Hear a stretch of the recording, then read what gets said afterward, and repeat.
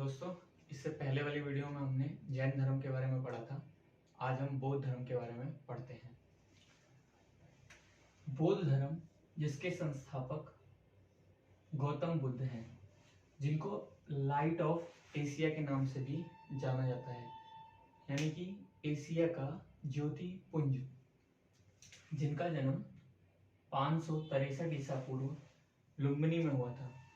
दोस्तों, असल में होता क्या है, जब हम जैन धर्म और बौद्ध धर्म दोनों को पढ़ते हैं तो उसमें कंफ्यूजन होने लगती है कि महावीर स्वामी का जन्म कहाँ पर हुआ, या गौतम बुद्ध का जन्म कहाँ पर हुआ, या किस ईस्वी में हुआ।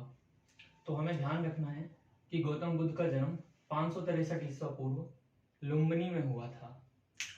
पिता का नाम है उनके शुद्धोधन, जो शाक्य गढ़ के मुखिया थे। इनकी माता का नाम माया देवी है। हालांकि इनका जो पालन पोषण है वो इनकी मौसी प्रजापति गौतमी ने किया।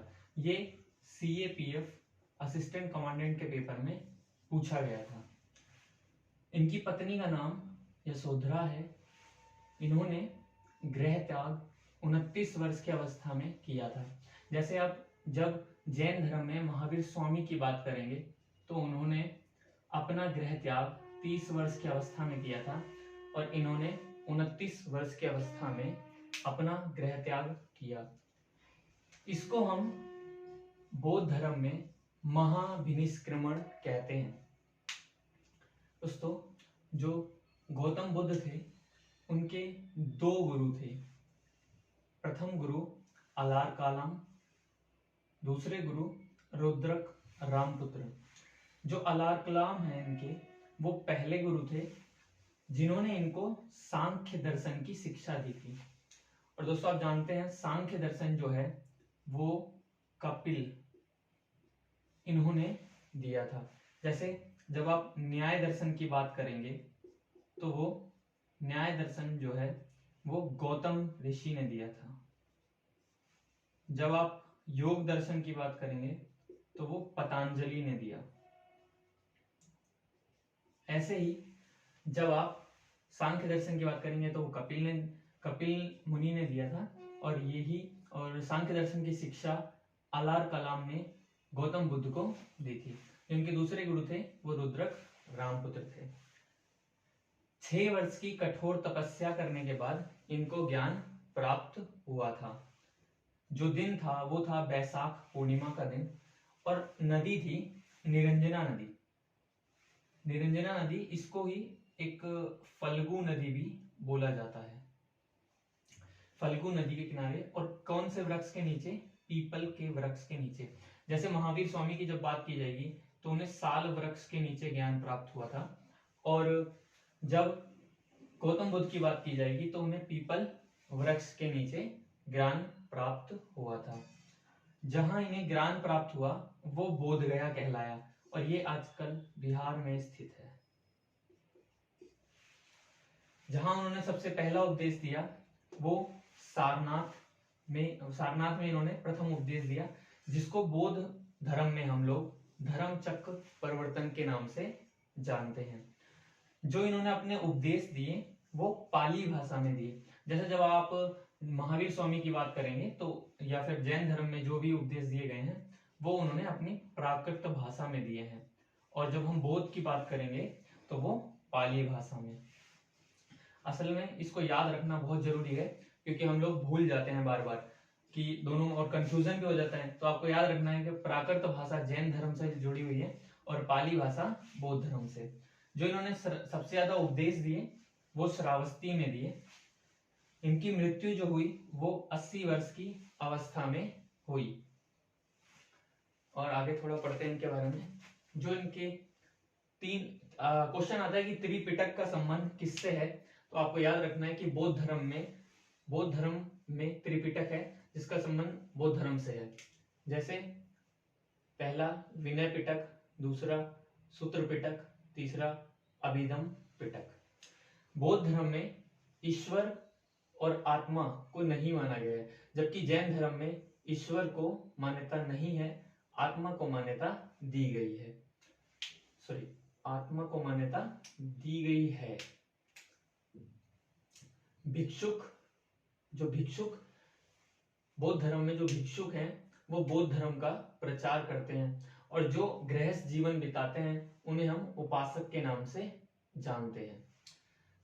क्वेश्चन आता है कि त्रिरत्न का संबंध किससे है, तो हमको याद रखना है कि त्रिरत्न का संबंध बुद्ध, धम्म और संघ से है, और ये बौद्ध धर्म से रिलेटेड है या बौद्ध धर्म से जुड़ा हुआ है।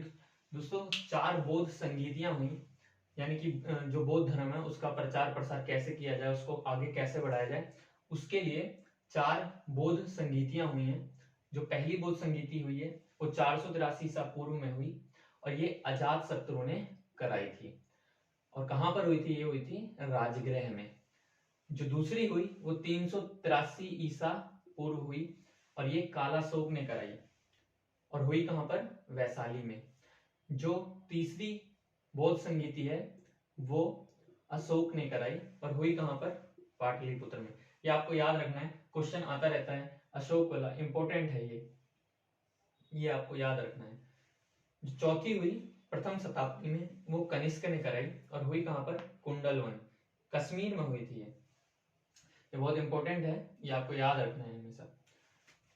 कभी क्वेश्चन आता है कि अष्टांगिक मार्ग का संबंध किससे है, तो वो बुद्ध, अष्टांगिक मार्ग का बुद्ध धर्म से है, और ये बुद्ध भगवान ने 8 मार्ग दिए थे अपने जीवन को व्यतीत करने के लिए। जातक कथाएं का संबंध बुद्ध धर्म से है, जातक कथाएं बुद्ध धर्म से है। इसमें बुद्ध धर्म गौतम बुद्ध के जीवन का वर्णन है। जो सर्वाधिक बुद्ध मूर्ति है वो गंधार शैली में बनाई गई है। हालांकि ये माना जाता है कि भारत में जो पहली मूर्ति बनाई गई है वो भगवान बुद्ध की ही थी। प्रथम मूर्ति जो बनाई गई इनकी वो मथुरा कला से रिलेटेड थी। देखिए, चौथी बौद्ध संगीति होने के बाद बौद्ध धर्म 2 भागों में डिवाइड हो गया, जो महायान और हीनयान के नाम से हुआ। महायान उत्तर भारत में जो बौद्ध धर्म को अपनाते थे वो महायान हुए, और दक्षिण भारत में जो बौद्ध धर्म को मानते थे वो हीनयान कहलाए। महायान को मानते थे उन्होंने मूर्ति पूजा में विश्वास रखा, यानी कि भगवान बुद्ध की मूर्ति के द्वारा पूजा की गई, और हीनयान में केवल भगवान बुद्ध के उपदेशों को रखा गया, उपदेशों को रखकर उन्होंने अपने धर्म को आगे बढ़ाया। बौद्ध धर्म में ये कुछ चिन्ह हैं जिनको हम इनसे जानते हैं। जैसे कमल एवं सांड का जो प्रतीक है वो जन्म से रिलेटेड है, भगवान बुद्ध के जन्म से। घोड़े की जब बात होती है तो वो गृह त्याग से रिलेटेड है। पीपल का ज्ञान, यहाँ पर भी आप देख सकते हैं कि यहीं के पीपल के नीचे उनको ज्ञान प्राप्त हुआ था, तो इससे रिलेट कर सकते हैं। पद चिन्ह का मतलब निर्वाण से है, और स्तूप का मतलब मृत्यु से है। सबसे बड़ा स्तूप सांची स्तूप है जो कि अशोक ने बनवाया था। आप जानते हैं अशोक बौद्ध धर्म से रिलेटेड थे। बौद्ध धर्म इन्होंने 261 बीसी में जब कलिंग युद्ध हुआ था तब अपनाया था, और उस वक्त इन्हें शिक्षा एक उपगुप्त नामक बौद्ध भिक्षु ने दी थी। दोस्तों, बस इतना ही आप बौद्ध धर्म में पढ़ लें, काफी हो जाएगा। वनडे एग्जाम के लिए ये काफी है, इसमें से क्वेश्चन बन जाएंगे आपके। Thank you.